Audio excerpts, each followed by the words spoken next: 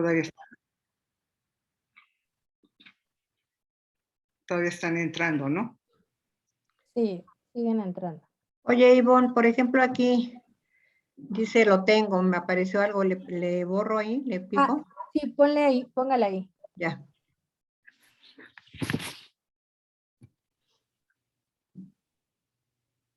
¿Ya abriste a Facebook? Ya, denme un segundo. Yo te estoy aceptando más gente. Ok, voy a comenzar a transmitir.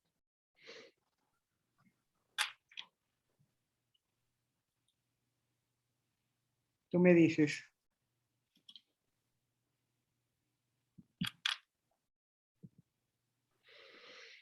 Listo. Listo. Bueno. Muy buenas tardes a todos y a todas los que nos están viendo por este medio virtual. Sin embargo, no deja de ser interesante seguir muchos eventos con esta nueva forma de comunicarnos. Bueno, el día de hoy tenemos la segunda charla de nuestro evento Panorama Actual de las Ciencias de la Atmósfera, ¿sí? Y en este día nos va a hacer una presentación la doctora Sandra Gómez, una colega del Centro de Ciencias de la Atmósfera, y nos va a hablar, como ustedes pueden estar viendo ahí en la pantalla, sobre los estudios que se hacen en el Centro de Ciencias de la Atmósfera por contaminantes biológicos y químicos. Y una cosa importante es su impacto en la salud y en el ambiente. Sin más, le doy la bienvenida a la doctora Sandra y le agradezco mucho que esté con nosotros. Asimismo, agradezco a todos los que están presentes. Entonces, ahorita le paso la palabra al doctor Carles Canet para que nos haga la semblanza de la doctora Sandra y después seguir con la charla. Disfruten todo esto. Gracias. Muchas gracias, doctora Castro. Doctora Sandra Luz Gómez Arroyo, muchas gracias también a todas las personas que están ahora siguiendo este evento, sea a través del Zoom o a través de redes sociales. Aprovecho para recordar que los videos se irán subiendo a YouTube. A continuación voy a leer el resumen curricular, la semblanza de la doctora Sandra Luz Gómez Arroyo. La doctora es investigadora titular de tiempo completo del Centro de Ciencias de la Atmósfera en la UNAM, donde es jefa del grupo de genotoxicología y mutagénesis ambientales. Además es profesora de citogenética y evaluación del daño genotóxico en la maestría en Ciencias Geológicas de la UNAM y del taller titulado Biomarcadores de exposición a contaminantes ambientales, genotoxicidad y antigenotoxicidad. Este último en la licenciatura de Biología en la Facultad de Ciencias también de la UNAM. La doctora es nivel D del PRIDE y miembro del SNI en nivel 3. Estudió la licenciatura en Biología, la maestría y el doctorado en la Facultad de Ciencias en la UNAM y ha realizado estancias de investigación en el Laboratorio de Genética de la Universidad McGraw-Hill de Montreal, Canadá, el Instituto de Toxicología de la Universidad de Zúrich, en Suiza, y en 2 ocasiones en el Instituto de Botánica Experimental de la Academia de Ciencias de la República Checa. Ha tenido una trayectoria de 46 años como investigadora. A la fecha ha publicado más de 100 artículos en revistas indizadas, de los cuales han recibido más de 1.300 citas externas. Ahí cuenta también con capítulos en libros, memorias en congresos nacionales e internacionales, así como un enorme trabajo de difusión de la investigación, pues ha participado en más de 400 ponencias, en conferencias magistrales, siendo autora y coautora en ocasiones con sus alumnos, y en este último caso las presentaciones de sus alumnos en varias ocasiones pues han sido premiadas. Ha dirigido un total de 83 tesis, que incluye licenciatura, maestría y doctorado, algunas de ellas premiadas en diferentes ámbitos y foros, y ha formado diversos grupos de investigación en varias universidades. La doctora Sandra Gómez actualmente es evaluadora académica de los proyectos del CONACYT, evaluadora del área de ciencias médicas de la Agencia Nacional de Promoción Científica y Tecnológica de Argentina, evaluadora académica del Fondesit de Chile, de la Comisión de Investigación Científica y Tecnológica CONICYT de Chile, ha sido representante además del personal académico del CCA ante el Consejo Técnico de la Investigación Científica, consejera investigadora en el Consejo Académico de Ciencias Físico-Matemáticas y de las Ingenierías de la UNAM, y es miembro de la comisión, fue miembro de la comisión evaluadora del PRIDE, del programa de primas al desempeño del personal académico de tiempo completo, del Instituto de Biología, del de Geofísica, de la Facultad de Ciencias y del propio Centro de Ciencias de la Atmósfera. Además es editora en jefe desde 2012 de una de las dos revistas del Centro de Ciencias de la Atmósfera, que es la Revista Internacional de Contaminación Ambiental, la cual está indizada y bueno, dentro también de las labores editoriales ha sido revisora de muchos artículos en revistas nacionales e internacionales, y recientemente fue distinguida como presidenta honorífica por la Academia Nacional de Ciencias Ambientales. Muy bien, pues doctora Sandra Gómez, cuando quiera iniciar, muchas gracias. Muchas gracias.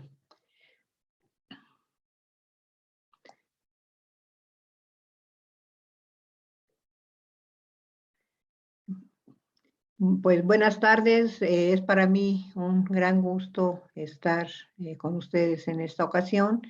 Agradezco mucho la invitación a participar en este evento que pues ha sido de suma importancia para nuestro centro y ha hecho una tradición de varios años a la fecha. En esta ocasión pues voy a hablar acerca de los trabajos que hemos estado realizando o la contribución de los trabajos que hemos estado realizando desde el punto de vista de los estudios biológicos y químicos en el Centro de Ciencia de la Atmósfera. También es importante que les comente que, dada la proximidad que tiene la creación del instituto o la transformación del centro a instituto, pues he considerado adecuado hacer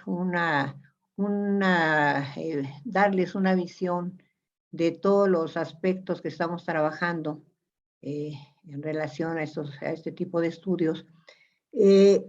Porque bueno, hay varias personas de nuevo ingreso en el centro que quizá no conocen cuál es nuestra línea de investigación, nuestros trabajos que estamos realizando en el centro, y otros más que se han cuestionado que cuál es el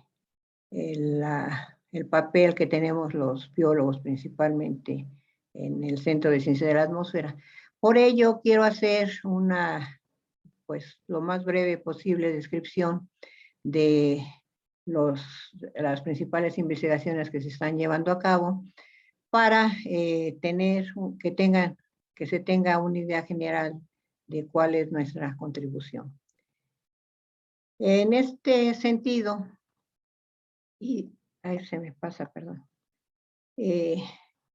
Debido a la relación directa que tienen los fenómenos atmosféricos en los ecosistemas, pues ha surgido la necesidad del estudio multidisciplinario de su impacto en los seres vivos, por lo que en el Centro de Ciencia de la Atmósfera se están desarrollando diversas líneas de investigación que analizan esta conexión desde diferentes perspectivas. En este sentido, yo les voy a hablar acerca de las investigaciones que se están realizando en aerobiología, principalmente enfocadas a la calidad microbiológica del aire, en genotoxicología, mediante el uso de biomarcadores en sistemas biológicos de prueba y en poblaciones ocupacionalmente expuestas a algunos contaminantes, estudios de toxicología, tanto in vivo como in vitro. Otro aspecto muy importante que se está trabajando en el centro es el relacionado con bioaerosoles atmosféricos, y la REMA, que es la Red Mexicana de Aerobiología, y finalmente sobre la especiación química de los aerosoles atmosféricos. El grupo de aerobiología ha sido pionero en México. Los estudios que han realizado pues, han sido de gran relevancia para las ciencias atmosféricas. Este grupo, la jefa de él es la doctora Irma Rosas Pérez, y sus colaboradoras son la maestra en ciencias Eva Salinas y la maestra en ciencias Leticia Romero. ¿Qué tipo de investigaciones llevan a cabo? Bueno, trabajan principalmente sobre la calidad microbiológica del aire para determinar el riesgo que implican para la salud de los sistemas, desde luego, incluyendo al ser humano. Otro aspecto importante de mencionar es que las partículas biológicas en la atmósfera pues son un factor sumamente relevante para la diversidad y el funcionamiento de los ecosistemas. Sin embargo, las diferentes actividades llevadas a cabo por el hombre pues han contribuido a que se vayan transformando en contaminantes. En este laboratorio se realiza principalmente el análisis microbiológico de las muestras tomadas en los ambientes intra y extramuros, que incluyen aeropartículas viables y no viables, polvo suspendido depositado, agua, sedimento y vegetales. Asimismo, se hace la evaluación cuantitativa y cualitativa de los microorganismos, y se realiza la caracterización tanto fenotípica como genotípica de estos microorganismos a través de diferentes metodologías que se manejan en dicho laboratorio. El grupo cuenta con un equipo bastante adecuado para llevar a cabo tanto los trabajos de laboratorio como de campo. Una cosa importante que quiero comentar antes de continuar es que todos los aspectos que estamos trabajando son total y absolutamente experimentales.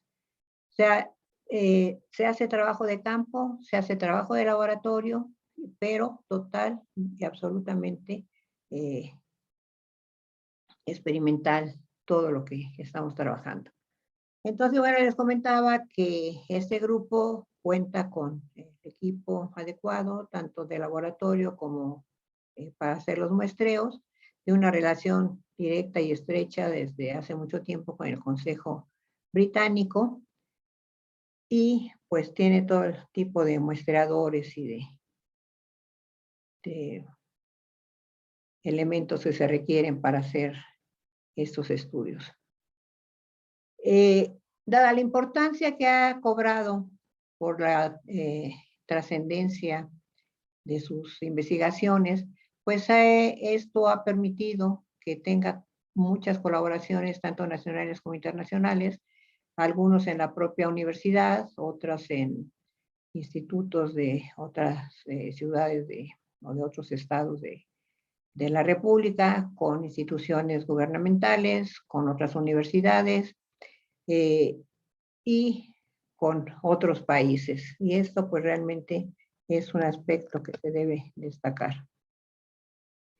Entre las aportaciones, pues yo aquí solamente anoto algunas de ellas. Algunas son aportaciones, otras son perspectivas. Se ha detectado que las partículas biológicas pueden jugar un papel relevante en los procesos atmosféricos. Las bacterias ambientales son importantes en los procesos de transferencia de material genético de bacterias potencialmente patógenos. Pues ese es un aspecto muy importante porque pues las bacterias tienen esa característica que pueden llevar a cabo transferencias de materiales, y pues esto es un aspecto que ya las hace más peligrosas. Para determinar si las bacterias son un riesgo para la salud, pues es necesario que este grupo las identifique tanto a nivel de género como especie, y además ver si poseen los genes de resistencia y virulencia que las caracteriza y las identifica. Otro aspecto que me pareció sumamente interesante para comentarles es que los aerosoles de aguas negras les están permitiendo detectar transferencia de material genético entre bacterias potencialmente patógenas y otras completamente ambientales. Esto también es un aspecto sumamente importante. Actualmente están trabajando con aspectos moleculares de bacterias ambientales que están causando problemas en los hospitales porque están contaminando, llegando incluso a causar muerte. Y esto debido a su alta resistencia a los antibióticos. Entonces, bueno, aquí también estamos viendo un aspecto sumamente, una contribución sumamente importante que está aportando el grupo. Y también me llama la atención y me agrada comentarles que la entrada del polvo del Sahara es un reto que se ha planteado, ya que tienen planeado identificar a los microorganismos que transporta, utilizando sus métodos de metagenómica compleja, y pues esto les llevará a dar información específica de estos microorganismos. Pues esto también sería un estudio pionero en México, porque pues va a ser sumamente importante verificar qué tipo de organismos están llegando a través de estos polvos que están ingresando al país. El otro grupo al que quiero hacer mención es el de genotoxicología y mutagénesis ambientales.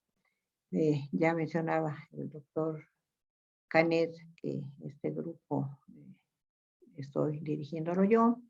Y los investigadores que lo conforman son la doctora María del Carmen Calderón Esquerro, la doctora María Elena Calderón Segura, la doctora Karen Elizabeth Navacastro y el doctor Omar Amador Muñoz.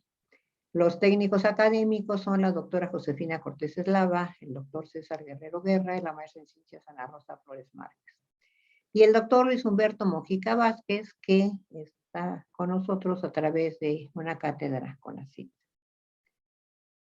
Entre los contaminantes atmosféricos que se estudian en este grupo están los metales pesados, el material orgánico extraído de PM10 y PM2.5, los hidrocarburos aromáticos policíclicos, los ftalatos, oxidantes atmosféricos, plaguicidas y recientemente nanoplaguicidas, ya les hablaré un poco más adelante, y también recientemente estamos abordando el estudio de nanomateriales, sobre todo metálicos.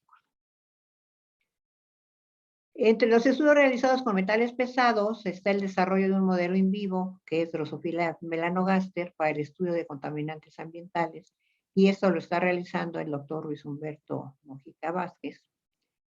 Y es interesante, les quiero comentar que Drosophila es un organismo que se ha utilizado desde hace muchísimo tiempo para estudios de genética. Inicialmente a principios del siglo pasado, pues se utilizó muchísimo para inducir mutaciones con radiaciones ionizantes, posteriormente se le dieron otras aplicaciones, y recientemente pues se ha encontrado que tiene mucha similitud en algunos sistemas y órganos con los que tiene el ser humano. Por ello, además de sistemas, también respuestas celulares a ciertos factores. Entonces, por eso se está utilizando, o se le ha dado mucho auge recientemente al empleo de este organismo para detectar pues daño a diferentes niveles y pues poder tener una idea del riesgo que está involucrando para el ser humano. A este respecto, el doctor Mojica ha realizado estudios en el Centro de Ciencia de la Atmósfera, que ya los ha publicado, donde ha demostrado que el mercurio tiene la capacidad de dañar al ADN de las células somáticas y germinales que forman los ovarios de Drosophila. Y pues se ha visto también que este metal altera el tamaño de los ovarios, afectando la fertilidad de las hembras.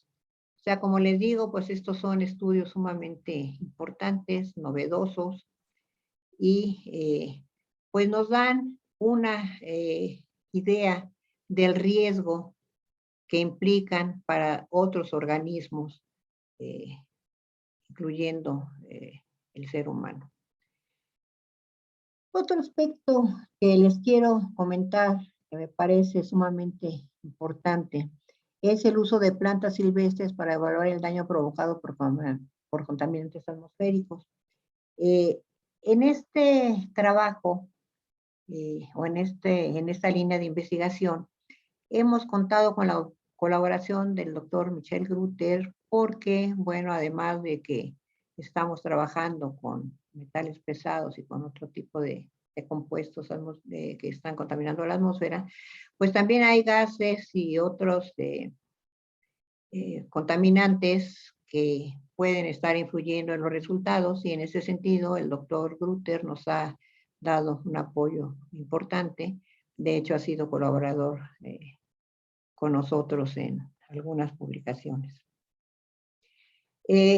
A este respecto, quiero comentar que las plantas que hemos utilizado, las plantas silvestres que hemos utilizado para evaluar el efecto genotóxico de los contaminantes atmosféricos, está Taraxacum officinale, que también es el famoso diente de león, que creo que todo el mundo lo conocemos, todo el mundo lo ha visto en las banquetas, en la parte que tiene tierra, las banquetas, en los estacionamientos, en los jardines, en todos lados.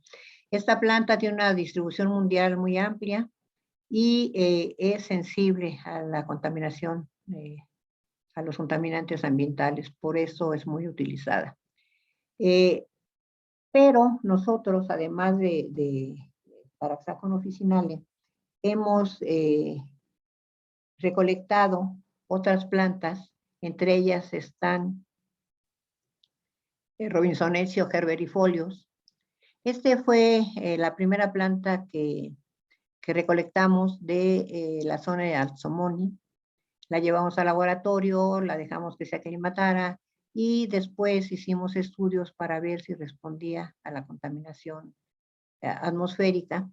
El primer estudio que hicimos a este respecto fue utilizando tanto el diente de león como el Robinsonensis herberifolios, y los expusimos únicamente a la zona de Alzomoni y al Centro de Ciencias de la Atmósfera. Posteriormente, también recolectamos otras plantas del mismo sitio, Senecio roseus y Gnaphalium lavandulifolium, y posteriormente hicimos otros estudios donde estas tres plantas silvestres las exponíamos, además de esos dos sitios, en Tlalnepantla y Ecatepec. El primer estudio que realizamos fue exponiendo las plantas durante 6 semanas, y los demás estudios hemos hecho con 2, 4, 6 y 8 semanas de exposición al ambiente que queremos estudiar. En este caso, bueno, tenemos una zona rural, una zona de alto tráfico vehicular y 2 zonas, tanto de tráfico vehicular como de contaminación por industrias. Las pruebas que hemos utilizado para evaluar estos efectos ha sido a través de la fragmentación del ADN por medio del ensayo Cometa y alteraciones en la expresión del microRNA 398 y algunos otros marcadores genéticos. Los resultados que hemos obtenido pues han sido sumamente buenos y alentadores. Tanto en Taraxacum officinale como en Robinsonensis herberifolios y Senecio roseo, mostraron ser excelentes biomonitores del daño genotóxico inducido por contaminantes atmosféricos, particularmente metales pesados. ¿Por qué digo metales pesados? Bueno, porque ese microRNA que les he comentado anteriormente es un marcador que detecta el daño provocado, las alteraciones provocadas por metales pesados. También se observa relación entre el daño genotóxico con la presencia de dichos metales en las plantas y de contaminantes atmosféricos. Mientras que en esta otra planta, Agnaphallium lavandulifolium, quisimos hacer un estudio mucho más fino, más profundo, y entonces aquí hicimos cortes de las hojas. Todas estas determinaciones que les he comentado lo hemos hecho en las hojas de las plantas. Y en el caso de esta, de Agnaphallium, lo que hicimos fue hacer cortes. Posteriormente se hicieron todas las metodologías para observar tanto en el microscopio de luz como en el microscopio electrónico de transferencia, el daño que se estaba provocando a nivel celular, y realmente encontramos que sí, se está provocando un daño considerable. Y por otro lado, esta misma planta pues nos mostró que tiene la capacidad de acumular metales pesados, por lo que puede ser considerada más adelante como un bioacumulador potencial de los mismos.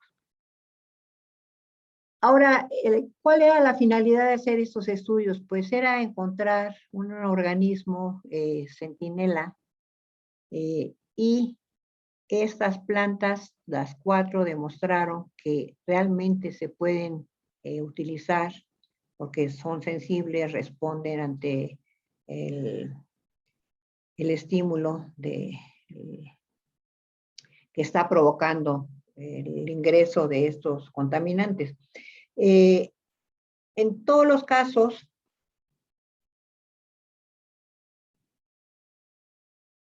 se determinaron la presencia de metales pesados.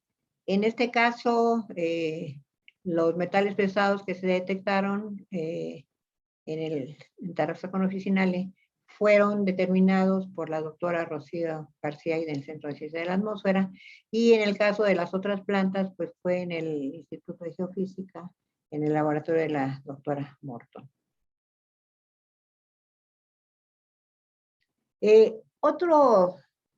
Otra línea de investigación que nos ha dado muy buenos resultados, muy buenos frutos, ha sido el empleo de musgos para la evaluación del efecto genotóxico de contaminantes atmosféricos. Este fue un estudio muy completo, muy bonito, que fue apoyado por CECITI, cuando existía el CECITI como tal. ¿Y por qué los musgos? Pues los musgos son plantas que no tienen raíces verdaderas, por lo tanto no tienen sistemas adecuados que permitan que el transporte de los alimentos y el agua del sustrato donde están creciendo hacia las demás partes de la planta. Por ello, lo toman directamente de la atmósfera, del aire, toman ellos todo lo que se tiene, todo lo que utilizan para su desarrollo. Estuvimos haciendo diferentes pruebas con musgos y encontramos uno que nos pareció sumamente adecuado, llamado Hibernum amabile. Este lo recolectamos en una zona de Ixtlahuapan, en el estado de Puebla, donde no había, era dentro de un bosque, donde no había ni contaminación por vehículos, ni por fábricas, ni por nada.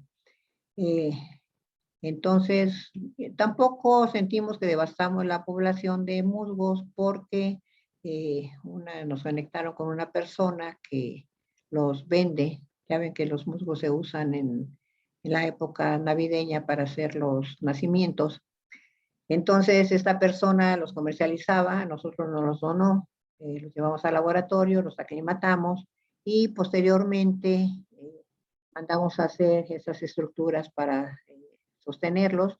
Hicimos unas bolsas de tul, de tela, y los colocamos en diferentes zonas de la Ciudad de México, de la zona metropolitana de la Ciudad de México, que fueron en la propia Ciudad de México, Coyoacán, Iztapalapa, La Merced; en el Estado de México, San Agustín, zona de Ecatepec y Tlalnepantla. Todas estas correspondientes a la red automática de monitoreo atmosférico, la rama. El daño genotóxico lo evaluamos a través del ensayo Cometa. Aquí muestro las imágenes que que se obtuvieron. Nosotros tenemos un sistema computarizado que nos ayuda a hacer las mediciones del daño provocado.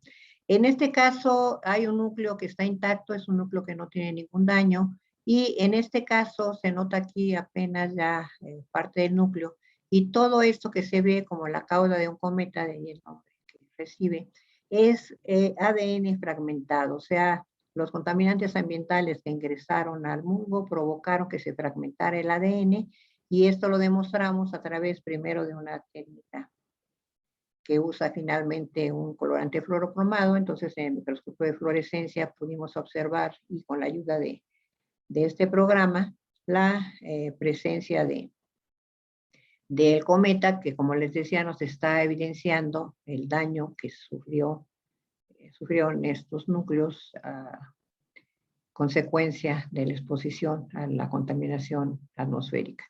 El mismo programa nos indica que si la longitud de la cauda, que si la intensidad de la misma, etcétera, y son los parámetros que estamos evaluando. En este caso se hicieron las determinaciones de los metales pesados, y como ven, pues se encontraron una gran cantidad de ellos. Estas determinaciones también fueron realizadas en el Instituto de Geofísica en el laboratorio de la doctora Ofelia Morton.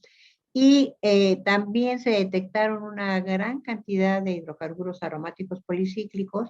Estos desde luego que fueron identificados o detectados en el laboratorio del doctor Omar Amador, quien también participó en este estudio. Como ven, pues son resultados sumamente importantes. No se habían hecho en México, en la Ciudad de México, o en la zona metropolitana de la Ciudad de México, este tipo de estudios, el cual nos resultó sumamente satisfactorio, resultados muy adecuados. Y algo curioso que les quiero mencionar es que en este caso el mayor daño genotóxico se encontró en la época de lluvias. Bueno, porque también lo que no les comenté es que en el momento que exponíamos los musgos, estos los dejábamos durante un mes, los poníamos el primer día del mes, los dejábamos 30 días, al siguiente mes se recogían, se cambiaban por unos nuevos, ya en el laboratorio se dividían por partes, una para la determinación de los metales, otra para hidrocarburos, otra para el análisis genotóxico. Se sustituían por unos nuevos, otros 30 días, etcétera, de tal manera que cubrimos la temporada de secas, tanto frías como cálidas, y una buena parte de la temporada de lluvias.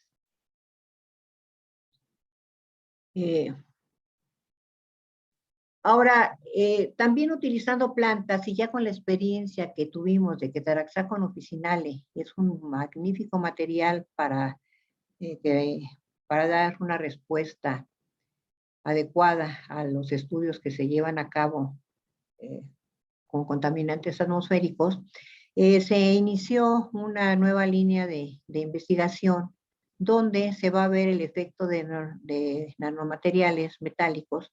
Inicialmente, como les digo, en plantas, vamos a ver en ese modelo, vamos a estandarizar la metodología, y este trabajo pues, lo está realizando la doctora Paulina Brica González, que está haciendo una estancia postdoctoral en el grupo, y con la colaboración directa del doctor Aarón Yahilevich.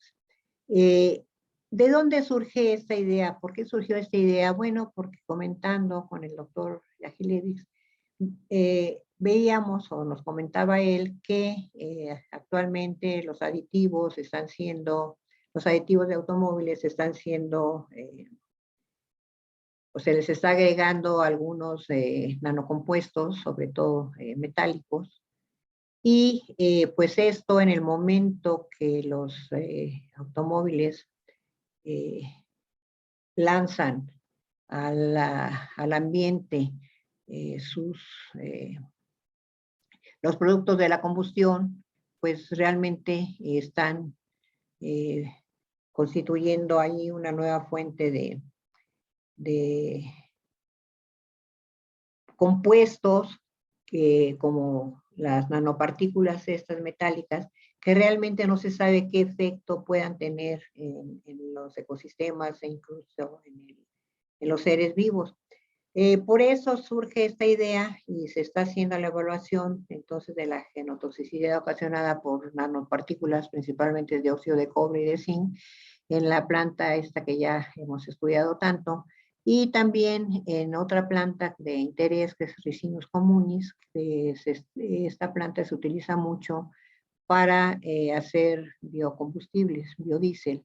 Entonces, bueno, vamos a ver si hay diferencias entre una y otra y si Ricinus communis tiene cierta resistencia o no a este tipo de nanomaterial. Posteriormente, ya que tengamos esto totalmente estandarizado, pues se aplicará a otros sistemas de evaluación. Por otra parte, desde hace muchos años se empezó a hacer el estudio sobre el material orgánico extraído de PM10, utilizando el sistema de Ames con la bacteria Salmonella typhimurium a través de la mutación reversa. Aquí se probó la mutagenicidad de los hidrocarburos aromáticos policíclicos asociados a la materia orgánica extraída del aire de PM10 en el suroeste de la Ciudad de México.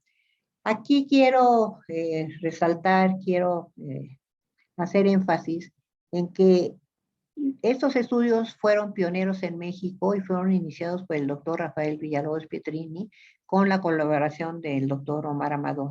Bueno, en esa época todavía no era doctor, era muy joven, pero ya empezaban a dar frutos todas las investigaciones que se estaban realizando en el Centro de Ciencias de la Atmósfera. Entonces, este estudio fue pionero, ha sido multicitado y pues aquí estoy poniendo yo cómo evaluamos el efecto de estas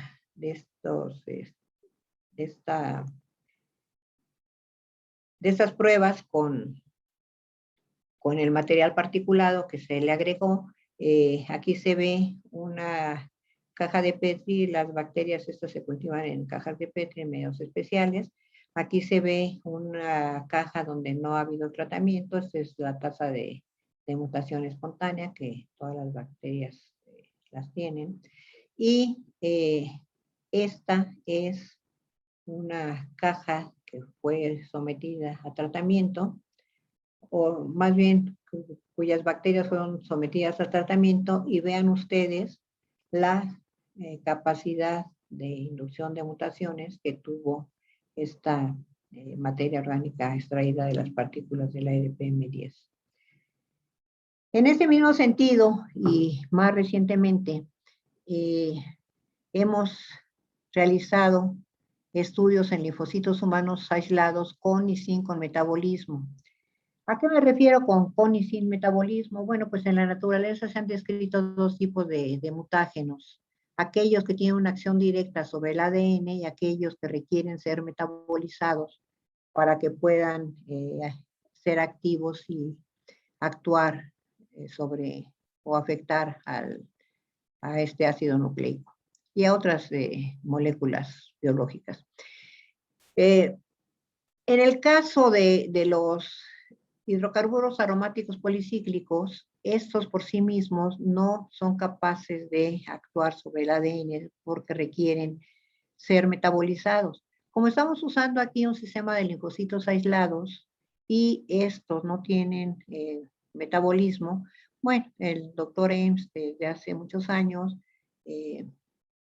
sugirió el uso de la fracción enzimática S9 que se obtiene de hígado de rata. Se vende comercialmente, se compra y se agrega a ciertas concentraciones. Y una vez que se pone en contacto los linfocitos con el material orgánico extraído de PM2.5 con la fracción enzimática, pues entonces vamos a tener evidencia del daño que se provoca por los mutágenos de acción indirecta, que también se les llama promutágenos. Mientras que hay otros que no requieren ser metabolizados porque ya tienen cierta actividad.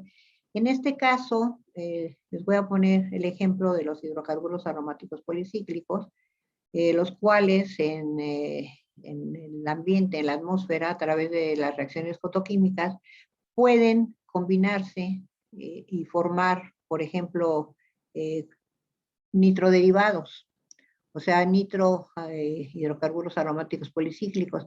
Este hecho hace que se hagan activos, que actúen sobre el ADN y puedan inducir mutaciones o rompimientos de hebra sencilla o doble en este ácido nucleico. Entonces, por eso tenemos que estar usando la fracción enzimática. Entonces, si en un tratamiento con linfocitos humanos se agregan ciertas concentraciones de la materia orgánica extraída, sin metabolismo nos va a dar el resultado de aquellos compuestos que no requieren ser metabolizados, que son entonces mutágenos directos, mientras que si hacemos los tratamientos con los linfocitos más el material orgánico extraído, más la fracción enzimática, pues nos va a dar el resultado del efecto de los mutágenos indirectos o promutágenos que ya fueron metabolizados a través de esta fracción. En este trabajo, los sitios de muestreo fueron Tlalnepantla, que están al norte, La Merced al centro, de la Ciudad de México, y Coyoacán al sur, todo esto de la zona metropolitana de la Ciudad de México. Y los valores más elevados de daño genotóxico fueron observados en la zona centro industrial, y eso seguramente porque además de la quema de combustible, tanto de automotrices, pues hay también aportación de contaminantes aportados por la industria. En este caso, la respuesta fue muy bajo para los compuestos de acción indirecta, es decir, los mutágenos directos estuvieron más en mayor cantidad y por lo tanto actuaron dando una mayor respuesta.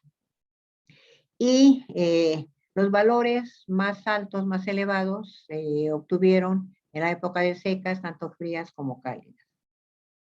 En el sentido de que los hidrocarburos aromáticos policíclicos que se encuentran en la mezcla, pues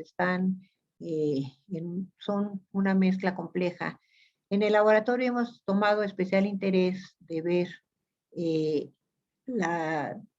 del comportamiento que tienen estos cuando están solos o cuando se aplican en mezclas. Para esto estamos haciendo los experimentos en líneas celulares de epitelio bronquial, así como en linfocitos de sangre humana, para verificar, como les decía, si un hidrocarburo aromático por sí mismo produce un daño, pero si se mezcla con otro o con otros, si hay efectos sinérgicos, si hay efectos antagónicos, etcétera. O sea, realmente nos interesa mucho ir conociendo todos estos factores. Otra línea de investigación recientemente incorporada a nuestro grupo es el papel que tienen los ftalatos y los hidrocarburos aromáticos policíclicos en la regulación del sistema inmune y su relación con cáncer de mama. Estos estudios los está llevando a cabo la doctora Karen Elizabeth Nava Castro, y esto realmente es muy interesante, puesto que existe controversia sobre la relación entre la contaminación del aire y el desarrollo de cáncer de mama. Y principalmente esto es por la asociación que se lleva a cabo por la interacción de diversos contaminantes con los receptores estrógeno y progesterona, entre los que destacan los hidrocarburos aromáticos y los ftalatos.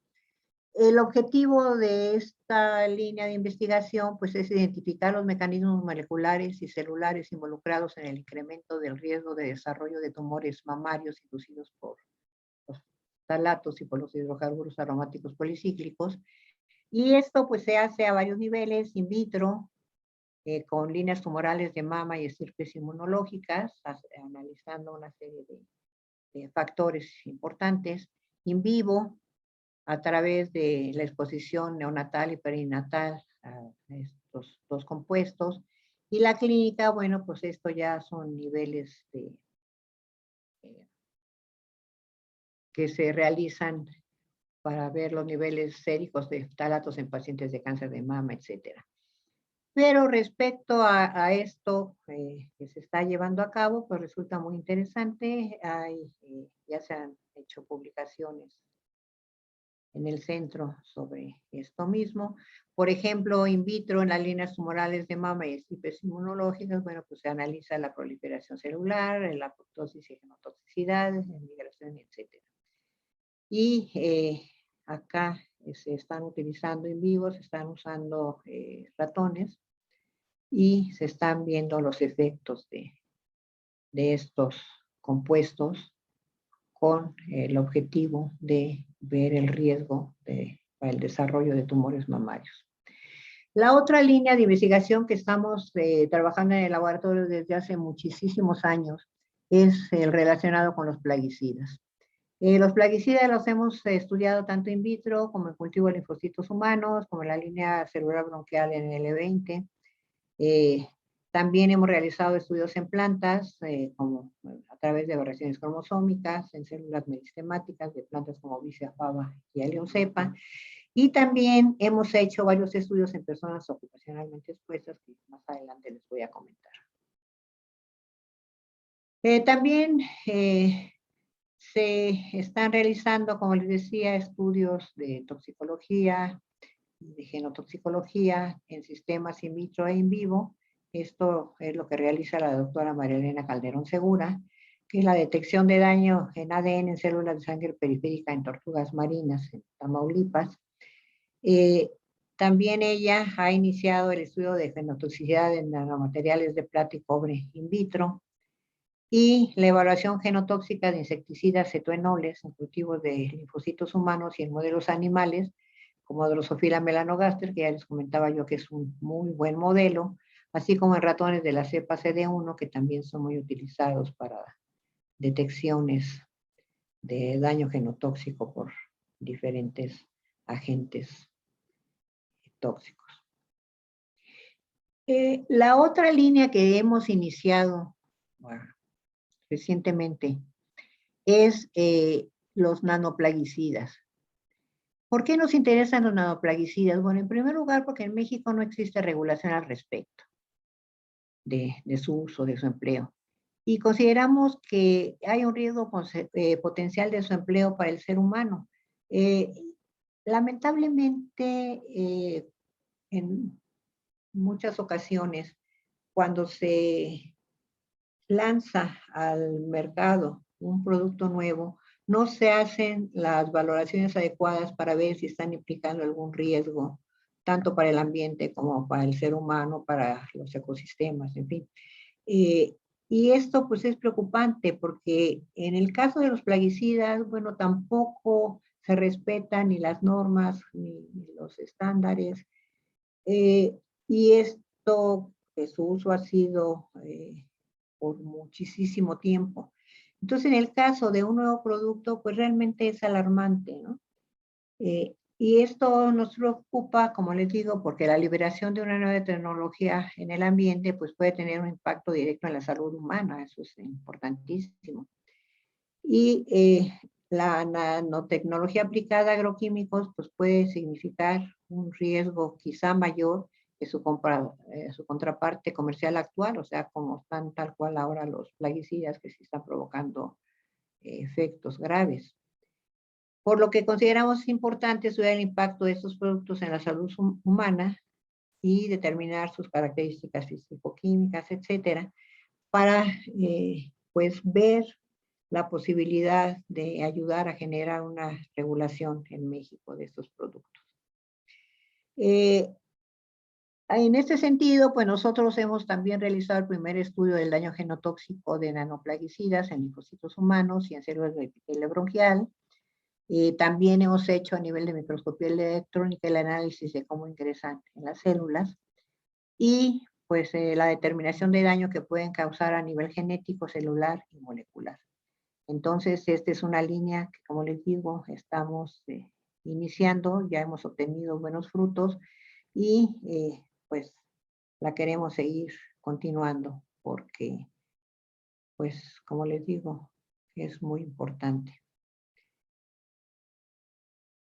Respecto a los estudios en seres humanos, pues también hemos hecho, pero nada más de exposiciones ambientales a plaguicidas.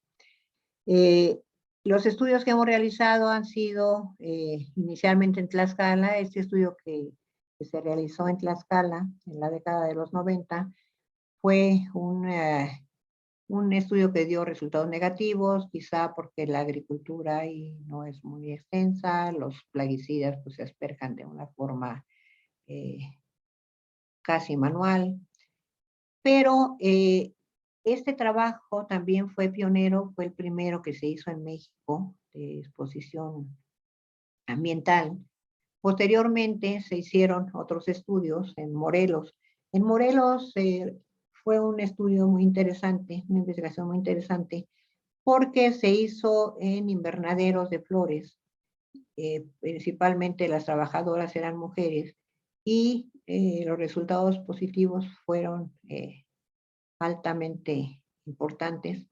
Este trabajo tiene muchos años de haber sido publicado y a la fecha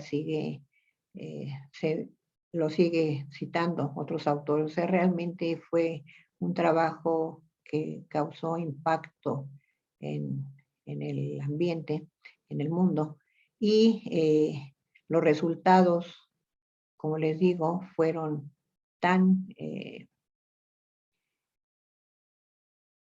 impactantes que pues sigue citándose este trabajo.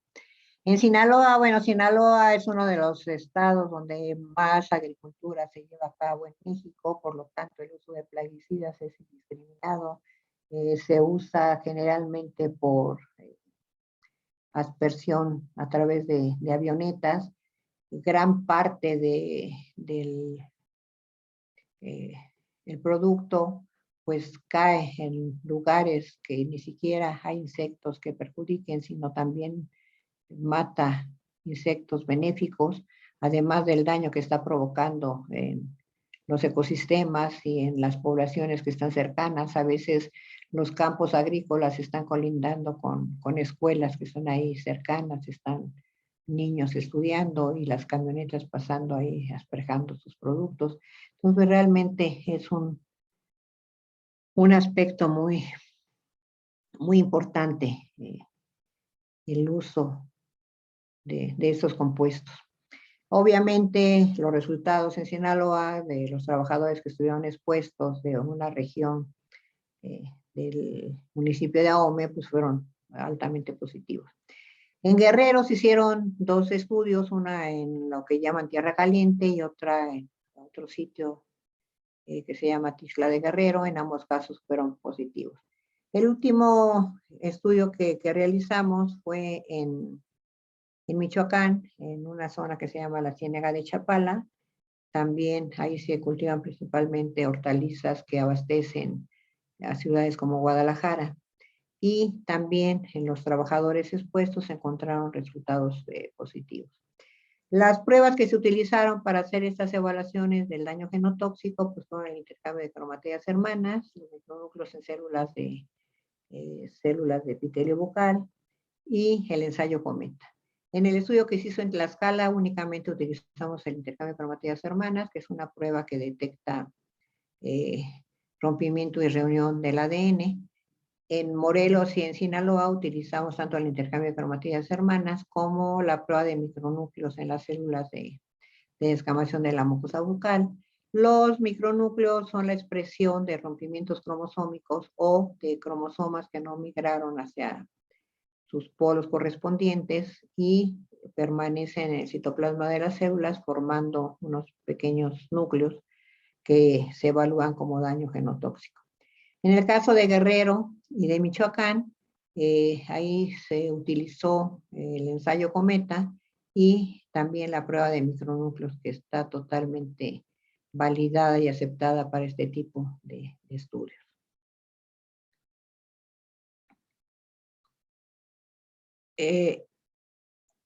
También, quiero comentarles esto porque pues hay una reflexión acerca de este estudio.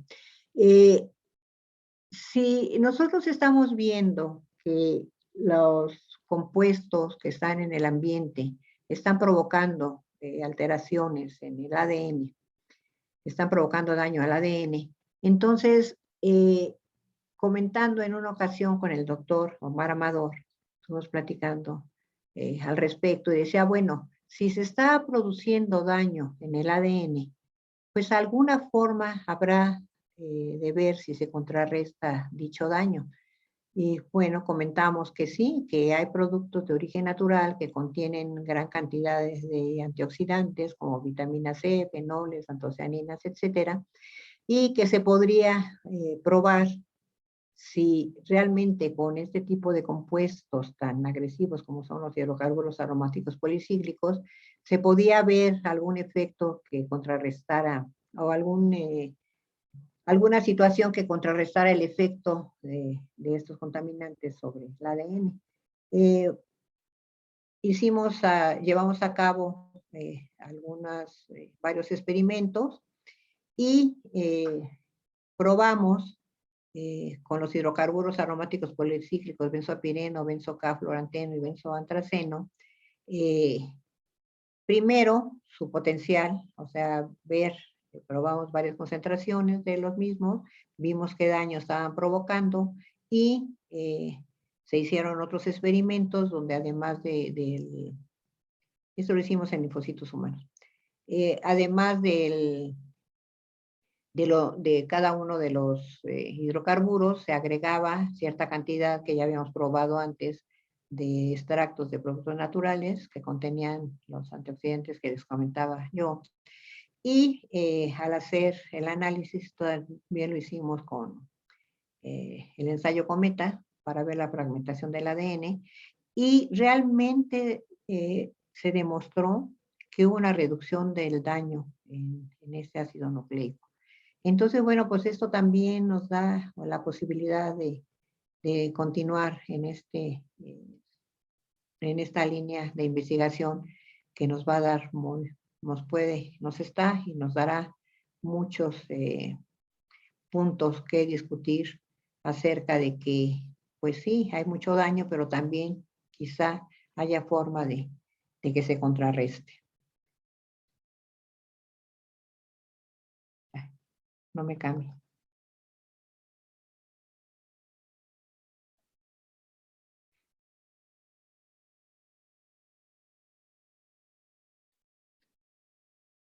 Ya.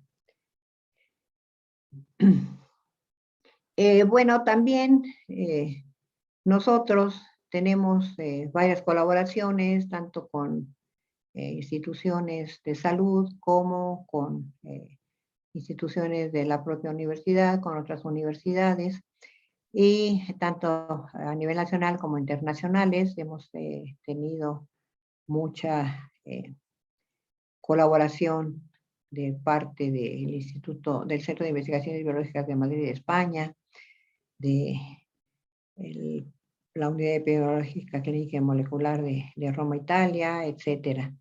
Y pues con esto termino esta parte de los efectos genotóxicos y paso a otro aspecto sumamente interesante e importante que se está llevando a cabo en el Centro de Ciencia de la Atmósfera, relacionado con los aerosoles atmosféricos y la Red Mexicana de Aerobiología, que es la REMA. Estas investigaciones están siendo llevadas a cabo por la doctora María del Carmen Calderón Esquerro, junto con el doctor César Guerrero Guerra, y con la colaboración de el doctor Benjamín Martínez López. El muestreo de aerosoles del aire, pues es un aspecto sumamente importante. Para realizar esto se lleva a cabo el muestreo de polvo del aire, el muestreador de altos volúmenes de PM10. Una vez que se hace el muestreo, se hace la detección molecular de bacterias y hongos, la detección de algunas endotoxinas y algunos otros compuestos. También se hace muestreo de aerosoles a través de muestreadores de partículas viables. Esto se hace utilizando cajas de Petri que tienen medios especiales para que se desarrollen las diferentes colonias de bacterias y hongos. Posteriormente se va a hacer su identificación. También se utilizan muestreadores de trampas de esporas tipo Hertz para atrapar tanto granos de polen como esporas de hongos. Y me refería yo al principio y hace un momento a la Red Mexicana de Aerobiología. Esto es un aspecto sumamente importante, el cual fue creado por la doctora Calderón Esquerro. Y la Red Mexicana de Aerobiología, o REMA, se encarga del monitoreo continuo de polen y de proporcionar alertas polémicas a través de la página del CCA y de redes sociales para que la población pueda estimar las condiciones de riesgo ambiental por exposición a este tipo de esporas, perdón, de polen. Y esto pues realmente es una labor social muy importante porque es una contribución que se ha dado. Esos estudios llevan aproximadamente, les comentaba yo, alrededor de 13 años de que se iniciaron. Y pues ha sido muy exitoso, se han ampliado, esta red se ha ampliado a otros sitios de la República Mexicana con bastante éxito. También en esta misma línea de investigación se analiza la composición biológica de partículas atmosféricas de la Ciudad de México, así como su distribución espaciotemporal, transporte, impactos, y pues se hacen propuestas para su reducción y su control. Asimismo, se lleva a cabo el monitoreo aerobiológico de microorganismos del aire mediante análisis metagenómico. Se hace la identificación de hongos, de bacterias. Y algo muy interesante, muy novedoso, que pues realmente tiene un impacto bastante importante, es el transporte de aerosoles en la atmósfera que ha realizado este grupo. O sea, realmente es un aspecto sumamente interesante. Y también han hecho un calendario de partículas del aire, refiriéndose a polen, de la Ciudad de México de 2008 a 2018. Desafortunadamente no se alcanza a ver con claridad, pero aquí se ven los meses y los intervalos de los granos de polen por metro cúbico.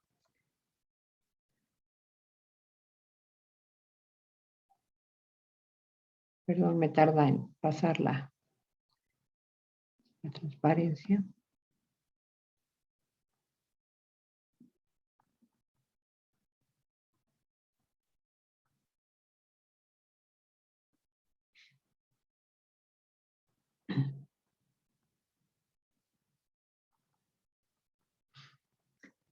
Algo me está ocurriendo aquí que no pasa la siguiente transparencia, no sé cómo resolver el problema. Ya. Finalmente me quiero referir al Laboratorio de Especiación Química de Aerosoles Orgánicos Atmosféricos, donde el responsable es el doctor Omar Amador Muñoz. Entre sus líneas de investigación destaca el estudio del aerosol orgánico atmosférico, el desarrollo de tecnologías menos contaminantes para la medición del aerosol atmosférico, la detección temprana de enfermedades crónico-degenerativas a través de marcadores orgánicos volátiles. Bueno, aquí, perdón. aquí hay una imagen donde está su grupo, constituido pues básicamente por estudiantes tanto de licenciatura como de maestría y de doctorado.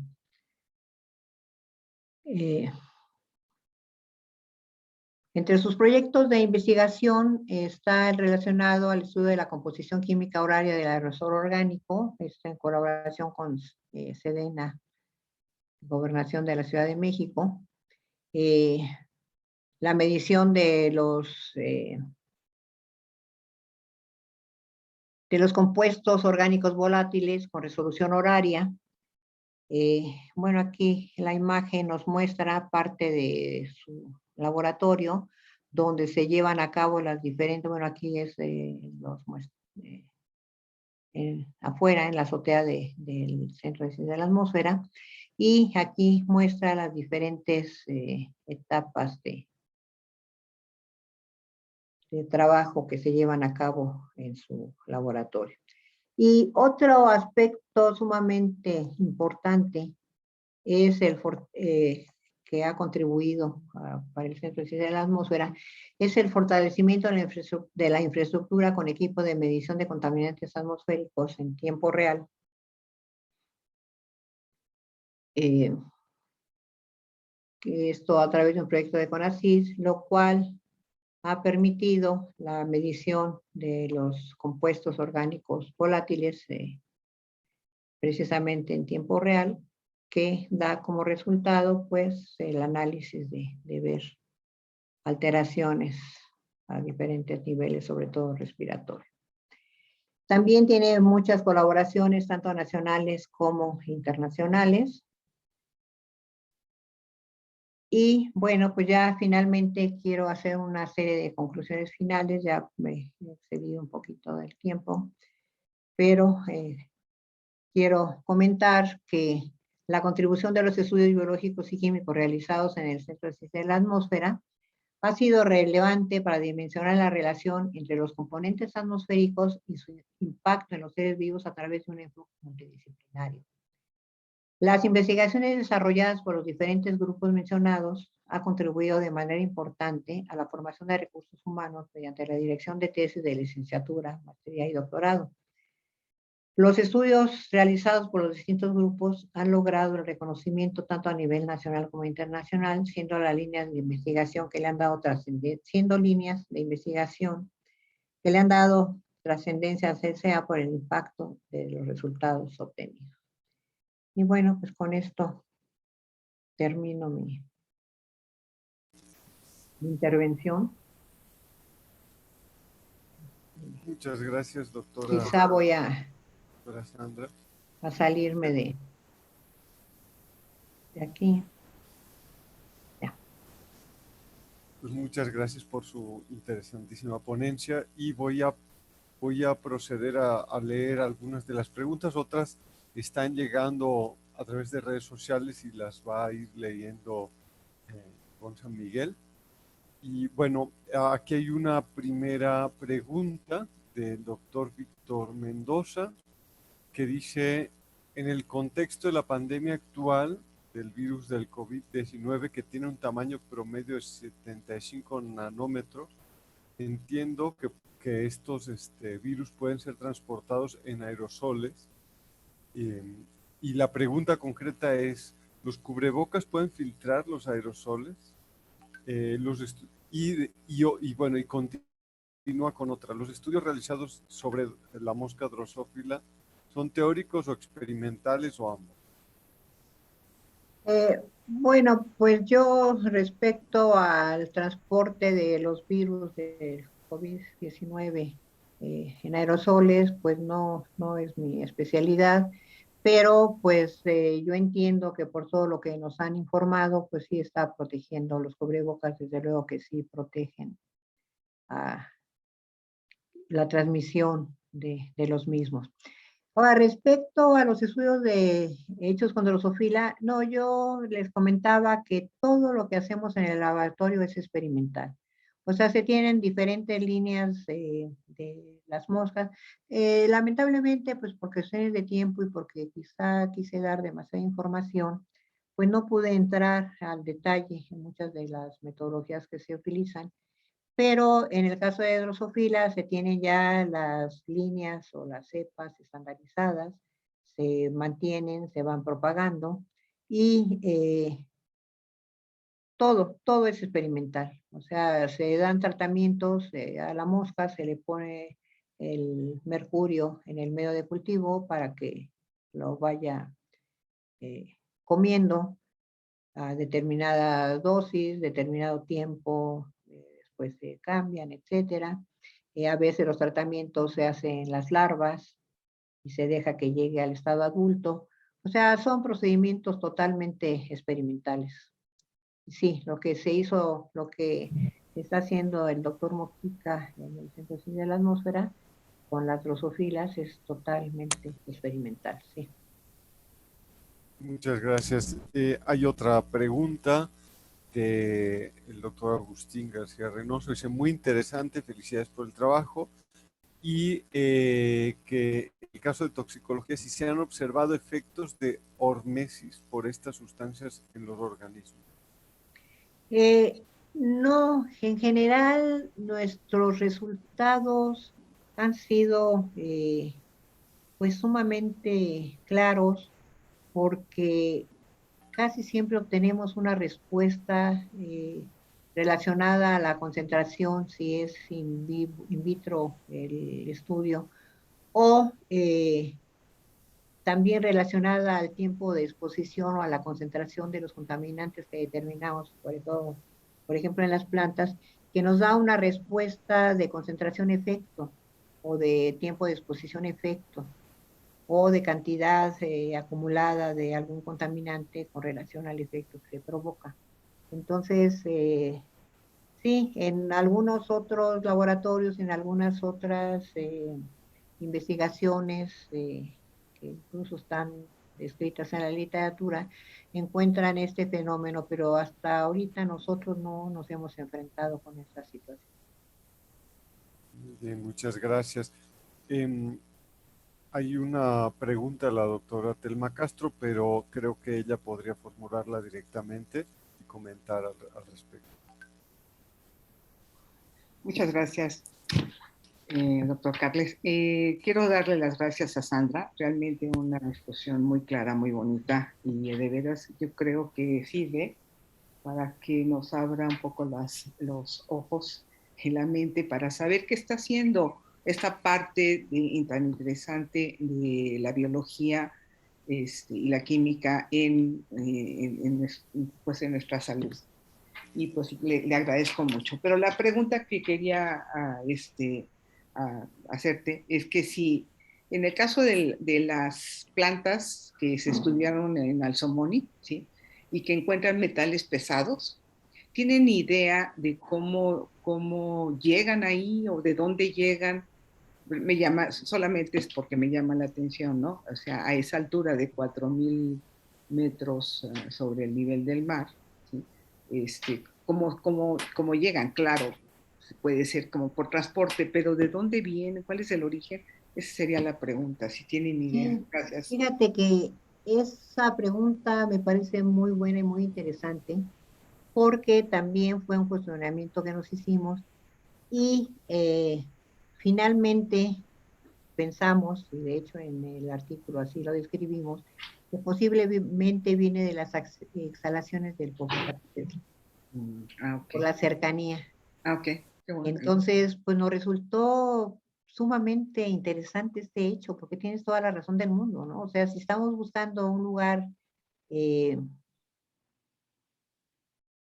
rural, digamos, o alpino, ¿no? Donde esperamos que no haya, pues sí, las corrientes de aire y todo lo demás, pero pues era menos probable que el efecto fuera provocado de esa manera, pero entonces sí, estuvimos viendo y analizando las exhalaciones que hubo de el Popocatépetl en el lapso en que estuvieron expuestas las plantas, porque no siempre hemos obtenido este, ese comportamiento cuando hacemos las exposiciones en Alzomón. pero en algunos casos sí, esto resultó muy interesante. Pero, sí, Muchísimas gracias, Sandra. nada, Y nuevamente contrario. felicidades. Gracias. Gracias. Gracias. Están llegando algunas preguntas a través de redes sociales. Le pediré a Ivonne San Miguel si las puede leer, por favor. Claro, doctora Sandra, muchísimas gracias por su presentación. Voy a proceder a leer preguntas de YouTube y de Facebook. La primera es de María de la Paz Medina Barrios, que dice, ¿existe algún listado de los plaguicidas y herbicidas que no se deben usar en siembras para México? Y manda saludos desde la CFE. Y bueno, hay otra de Florecita del Campo que dice, ¿cuál ha sido la tendencia de los niveles de concentración de los hidrocarburos aromáticos policíclicos? ¿Han bajado o subido sus niveles en la zona metropolitana del Valle de México? Esas serían las dos preguntas que tengo Sí. por ahora para usted. Muchas Bueno, gracias, sí. doctora. Respecto a la primera, sí hay una lista en México, sí hay publicaciones en México de cuáles plaguicidas están prohibidos o uso limitado, etcétera. Esto lo maneja la ciclo, no me acuerdo, pero es una publicación que se dedica ciclo para que, no sé, si quiere dejarme su correo electrónico y yo con mucho gusto le doy la información porque ahorita me falla la memoria en ese sentido. Pero sí, sí hay publicaciones donde se menciona en México cuáles son de uso prohibido, de uso restringido, etcétera. Sí.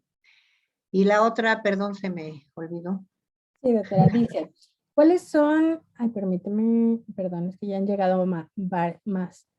¿Cuál ha sido la tendencia de los niveles de concentración de los hidrocarburos aromáticos policíclicos? ¿Han bajado o subido sus niveles en la zona metropolitana del Valle de México? Bueno, pues en una publicación reciente que hizo el doctor Omar Amador, donde hace la comparación entre años anteriores y actuales, encuentra que ha habido reducción de ellos en la zona metropolitana del Valle de México. O sea, hace la comparación con años anteriores. Aquí está Omar Amador, quizá me puedas ayudar a contestar esta pregunta, por favor, Omar, porque justamente eso es un aspecto que comentábamos antes de la pandemia, que pues fueron resultados sumamente importantes, interesantes. Entonces, no sé si podrías, Omar, a través de un chat, dar esta información, por favor.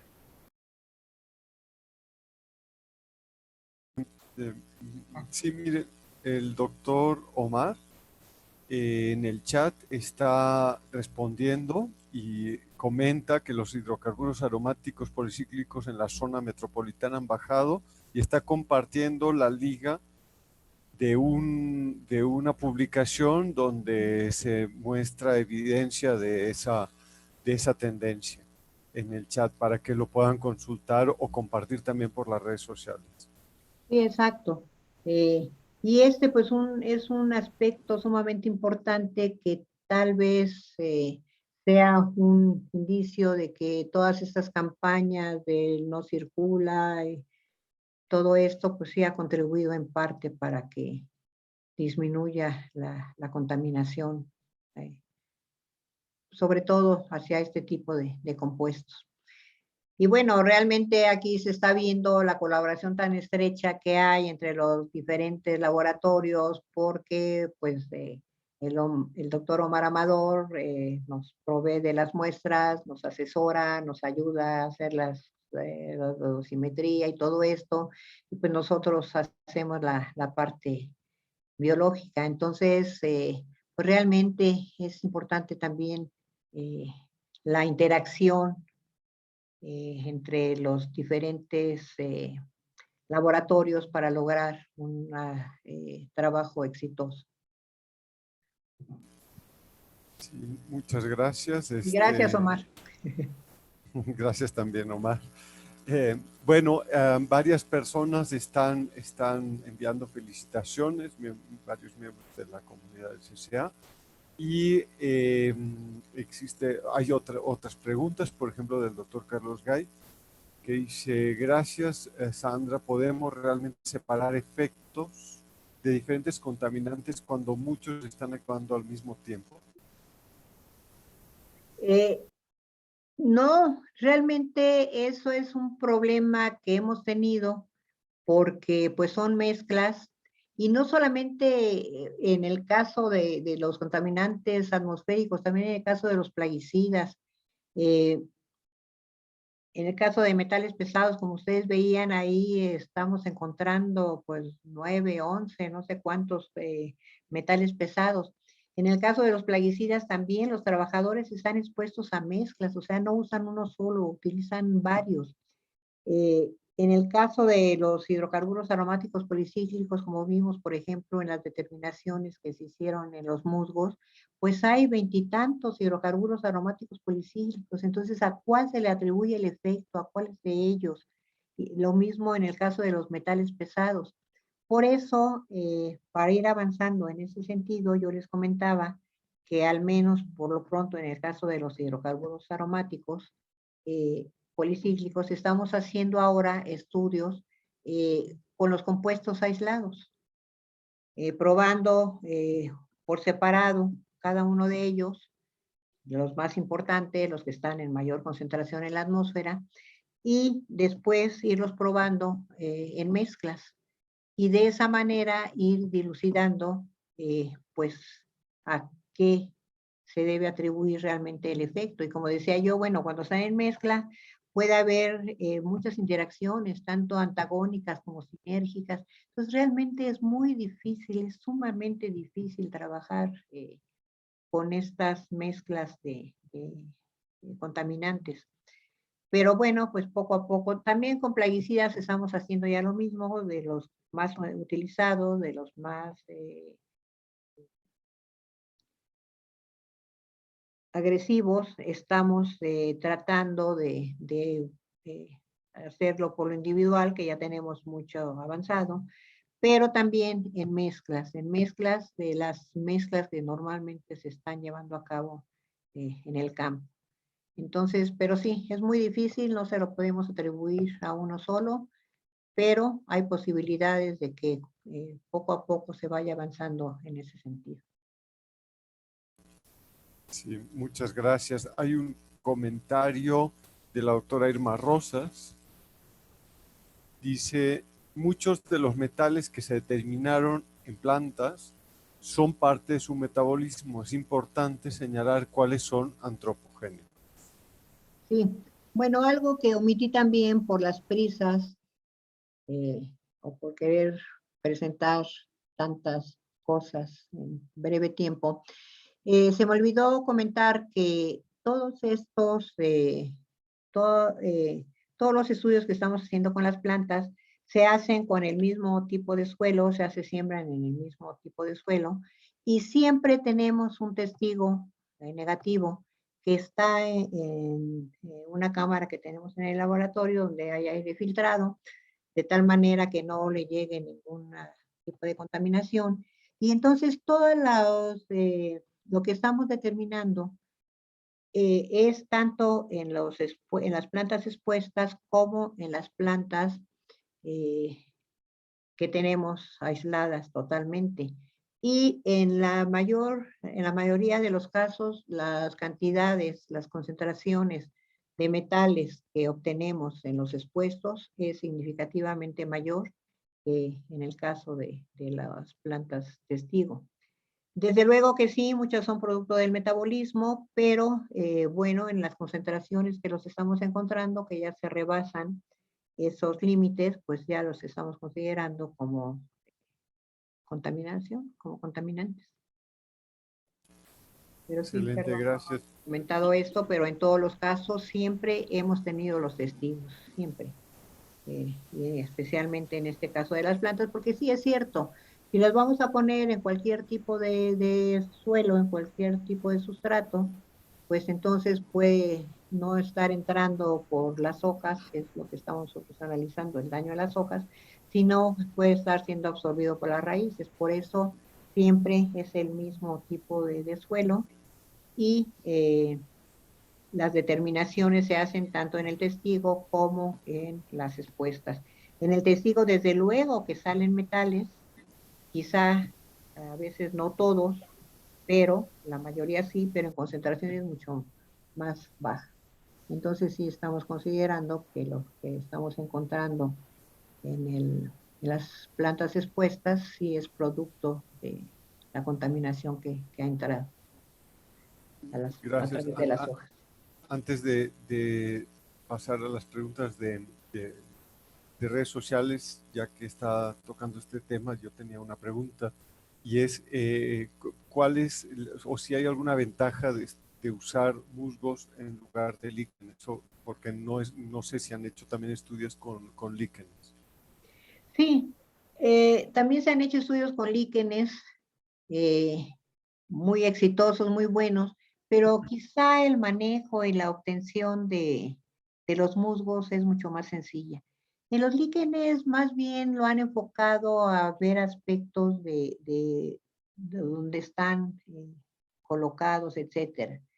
En el caso de los musgos, yo les comentaba que en muchos países europeos, en España, en Suiza, en varios países, inclusive se venden ya las bolsas, le llaman moss bag, para que los investigadores nada más las cuelguen en los sitios donde quieren evaluar la contaminación. O sea, es que tienen esa capacidad extraordinaria de absorber por las partes aéreas todo lo que está en la atmósfera. En el caso de los líquenes, pues yo no tengo experiencia. Hace muchos años, muchísimos años, la doctora Irma Rosas y yo anduvimos indagando algo al respecto, pero bueno, ahí quedó. Creo que había una persona que trabajaba líquenes, eh, pero bueno, ya no me acuerdo muy bien, pero sí anduvimos haciendo una indagación al respecto. Pero no tengo ninguna experiencia, pero sí son muy utilizados, también son buenos marcadores, buenos indicadores. Eh, de momento no recuerdo si han hecho ese tipo de pruebas. Eh, de hecho, hay muy pocos trabajos descritos donde evalúan el efecto genotóxico. Creo que nada más hay uno o dos, aparte del que hemos publicado nosotros. Pero de líquenes no tengo la certeza si están evaluando nada más la capacidad que tiene para absorberlos y acumularlos, o si hay alguna prueba que esté verificando si tienen algún efecto en el propio organismo. Muchísimas gracias. Ivonne, por favor, si hay más preguntas de redes. Sí, solamente, bueno, con relación a la pregunta que hacían del listado de los plaguicidas, Denise Joana Vadillo y Celsin Muñoz justo hacen esta precisión de que efectivamente, como dijo la doctora Sandra, es Cicoplafest, que Sí, es la gracias, Comisión Elsie. Intersecretarial para el Control de Procesos y Uso de Plaguicidas y Sustancias Tóxicas, ¿no? Sí, muchas gracias. Celsin es una alumna de doctorado. Gracias. Es que no me acordaba exactamente de las siglas. Te lo agradezco, Celsin. Excelente. Celsin, ¿y quién más fue? Y bueno, en YouTube nos sigue Denise Josefina Vadillo Velázquez. Sí, también es mi alumna de doctorado y les agradezco mucho el apoyo a ambas. Gracias. Muy bien, muchas gracias, doctora. Bueno, pues la pregunta que sigue es de Anayatsin Sagrario y ella dice, ¿cuáles son los efectos secundarios de los herbicidas del diurón y el linurón, los cuales son utilizados ampliamente en las zonas centro de la República Mexicana sin protección por los agricultores y y pueden transportarse en forma aérea? Sí, sí. El transporte depende mucho de la forma de aplicación. O sea, si lo asperjan, por ejemplo, cuando hicimos el estudio en Tlaxcala, pues ahí lo diluían en una cubeta y lo iban agregando con alguna cosa con una rama que se encontraban por ahí, etcétera. Pues ahí realmente la dispersión es poca. En otros lugares donde la agricultura es un poco más intensa, pues lo hacen con el uso de bombas mochila, que se colocan, y pues la aspersión también pues no es muy elevada, pero pues definitivamente si hay viento, claro que se va a transportar a otros sitios. El problema principal es cuando se hace por vía aérea, porque entonces el viento lo lleva a lugares pues sumamente que pueden ser a distancias muy largas. En una ocasión la doctora María del Carmen Calderón, no, María del Carmen Martínez Valenzuela de la Universidad Autónoma de Occidente, ella y yo hemos colaborado mucho, bueno, de hecho hizo ahí en el Centro de Ciencias de la Atmósfera su doctorado sobre la exposición. Realmente el estudio que hicimos en Sinaloa fue la tesis de doctorado de ella. Y ella estaba haciendo un experimento muy interesante porque colocaba en macetas una planta sensible, no recuerdo ahorita qué herbicida, y lo colocaba colocaba las plantas a diferentes distancias una vez que se asperjaban plaguicidas y que en ellos iba contenido este herbicida que a ella le interesaba, y fue viendo a medida que se iba alejando la planta, el daño iba disminuyendo.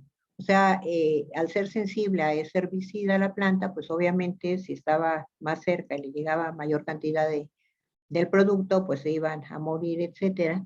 Entonces así estaba ella comprobando qué tan lejos podía viajar o ser dispersado por el aire el producto. Y pues me pareció una forma muy ingeniosa, ¿no? Muy adecuada. O sea, buscar una planta que sea sensible y que vaya monitoreando hasta dónde llega el producto o la cantidad que puede llegar que ya no le afecte de una manera tan drástica, ¿no?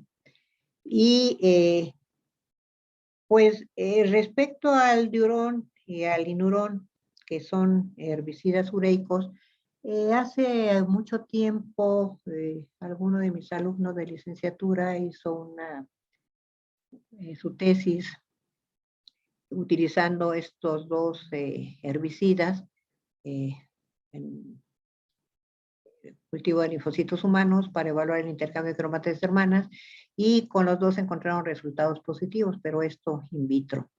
Yo no he estudiado en especial estos compuestos, o realmente cuando hacemos la encuesta, cuando nos damos cuenta de que la exposición es a mezclas, es cuando se hacen las encuestas. Se dice, bueno, ¿qué es lo que usted aplica? Pues mire, aplico malatión, aplico metamidofos, aplico carbofurano, o sea, realmente se hace una lista a veces de 12, 15 plaguicidas diferentes, entre ellos van también los herbicidas. Pero creo que de los estudios que hemos hecho, en pocos casos se ha expresado el uso de esos herbicidas. Pero bueno, sería cosa de hacer una revisión más profunda, pero de lo que recuerdo ahora no. Pero pues si en un cultivo celular provocó alteraciones a nivel de ADN, pues también constituye riesgo para las personas que estén expuestas.